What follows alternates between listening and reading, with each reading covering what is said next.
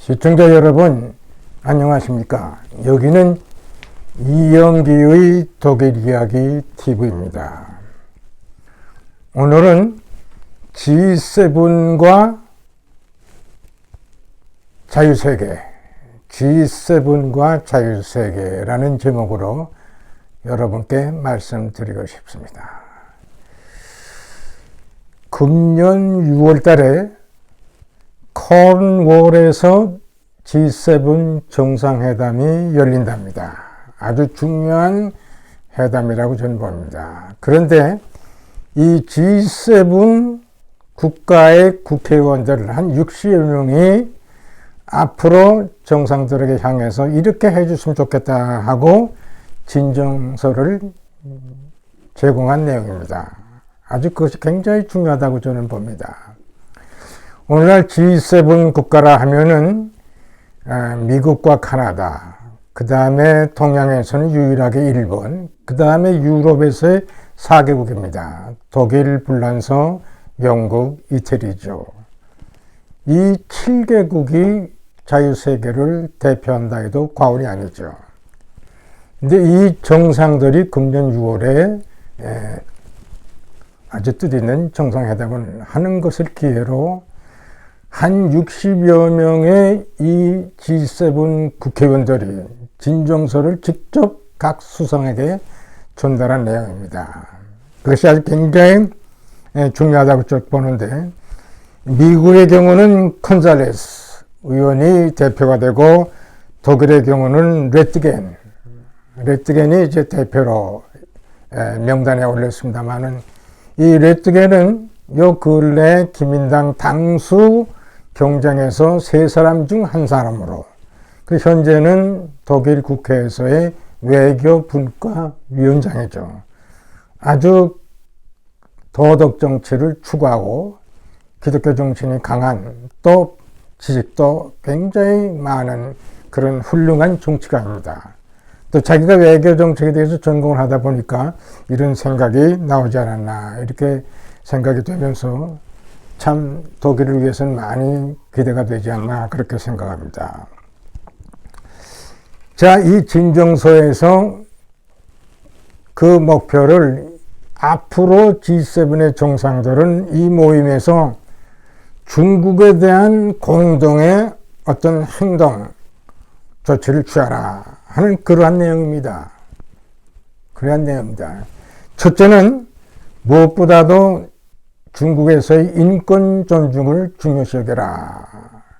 특히 위구르족에 대한 이런 교화 정책이라든가 강제 수용이라든가 고문이라든가 식량을 박탈한다든가 또 전반적인 중국에서의 종교 탄압에 대해서 이것을 짚고 넘어가라. 이제 그런 것이 첫째고, 두 번째는 중국이 국제적인 규례를 많이 위반하고 있는 거예요. 많이 이것을 위반하고 있는 거예요.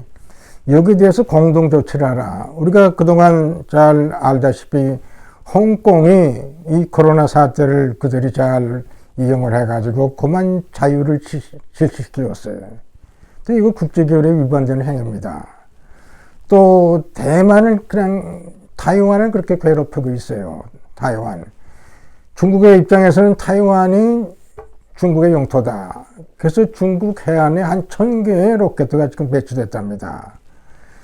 요 근래에 뭡니까? 방공 식별구역을 침해하는 그런 사건이 일어났습니다만은 어떻게든지 대만을 갖다가 중국으로 이렇게 환원시키려고 그런 정책을 꾸준히 지금까지도 하고 있어요. 그 다음에는 인도와의 국경 문제. 사실 보다시피 인도도 큰 나라고 중국도 큰 나라고 그 사이에 국경이 항상 산재해 있기 때문에 거기서 일어나는 여러 국경 문제로 또 많은 그 분쟁을 일어나고 있어요. 그 무엇보다도 국제 규례를 어기는 것 중에 가장 대표적인 것이 남진아 해협을 중국 단독으로 이거를 지배하려고 하는, 끊임없이 지배하려고 하는 2016년 den하구에서 국제중재재판소에서 이것은 위법 행위다. 이렇게 그 판결이 나온데도 불구하고 중국은 여전히 이 지역을 자기의 영토 마냥, 사실 우리가 지리를 가만 보면 이 베트남과 이 필리핀 사이에 있는 이 지역입니다. 이 지역이 어떻게 진화에 남진아 중국에 속할 수 있는 영토가 되겠어요. 이것도 참 지금 국제 규례를 위반하면서 중국이 지금 행하고 있는 겁니다. 그 다음에 이제 세 번째는 요새 기술 혁명이라 해가지고 중국이 굉장히 기술 면에서 발전하고 있어요. 특히 5G, 이 5G를 통해서 중국이 자유세계에 들어오면서 굉장히 간접적인 침략 행위를 하지 않나 하는 우려를 많이 갖고 있어요. 이것도 우리가 그냥 둬서는 안 된다. 견제를 해야 한다. 어디까지나 서로가 협력하는 가운데서 일어나야지 국제 규례를 어기면서 이것을 한다면 이것을 방치할 수 없다. 자유세계에서 방치할 수 없다. 그 다음에 네 번째는 무슨 제안을 했냐 하면은 우리가 잘 알다시피 지금 코로나 사태로 우리가 모두가 지금 고생을 하고 경제가 파탄되고 세계적인 그 큰 재앙으로 지금 이어지고 있는데 여기에 대한 그 초창기로부터 지금까지의 관계를 독립기관에 의해서 조사할 필요가 있다. 사실 규명을 할 필요 있다. 이것을 이번 G7에서 이것을 좀 규명해달라. 저도 아주 좋은 의견이라고 봅니다. 우리 초창기 얼마나 국제보건기구와 중국과의 관계가 이상했어요. 뭔가 사전에 잘 연락도 안 하고 국제보건기구가 취한 모든 그 태도가 이 큰 재앙이 일어날 수 있는 이러한 그 위험성 앞에서도 많은 그 행동의 소홀함을 우리가 겪었기 때문에 앞으로도 이와 같은 세계적인 재앙을 미연에 방지하기 위해서는 지금까지 있었던 이 코로나 사태로 인한 처음부터 지금까지 모든 경위를 독립된 기관에 의해서 조사를 시키자. 이런 내용을 이 G7 국회의원 한 60여 명이 제안을 한 겁니다. 저는 아주 잘했다고 봅니다. 그리고 이 60 이상의 이 국회의원들이 다 누굽니까? 각국 나라들의 국민을 대표하는 나라예요.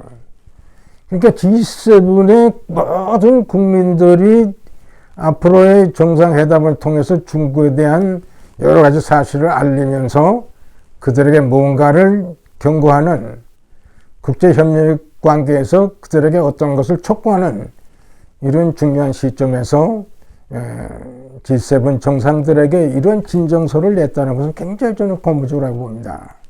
당연하죠. 결론적으로 얘기하면은 이 그 진정서에서 결론적으로 무엇을 얘기를 했냐면은 제가 하도 중요한 말이기 때문에 또 평범한 말이기도 합니다만은 우리가 잘 기억을 못할 수도 있기 때문에 제가 일부러 인용을 하고 싶어요. 자유세계는 시장 경제적 원칙과 민주주의 가치를 부인하는 중국과 같은 한 나라에 의해 좌우돼서는 안 된다. 이게. 다시 읽을게요.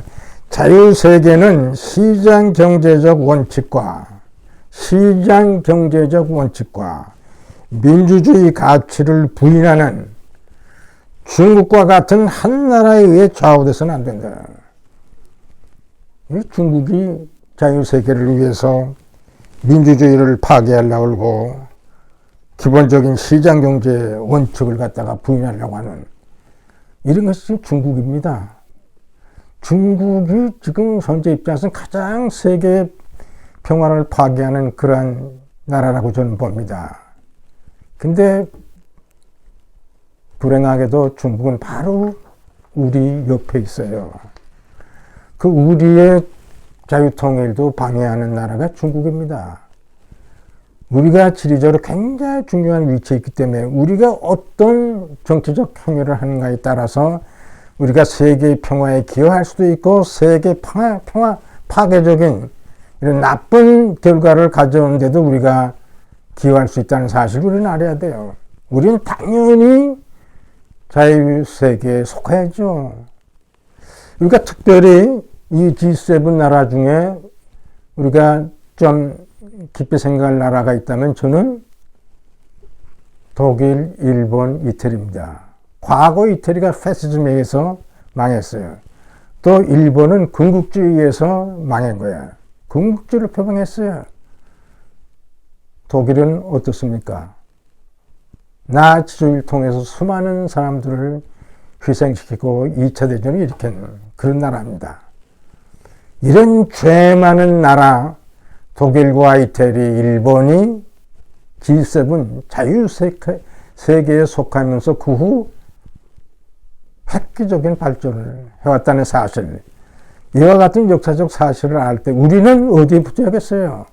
당연히 자유세계에 붙어야죠. 어떻게 중국에 붙을 수 있어요? 우리가 자유통일을 할 때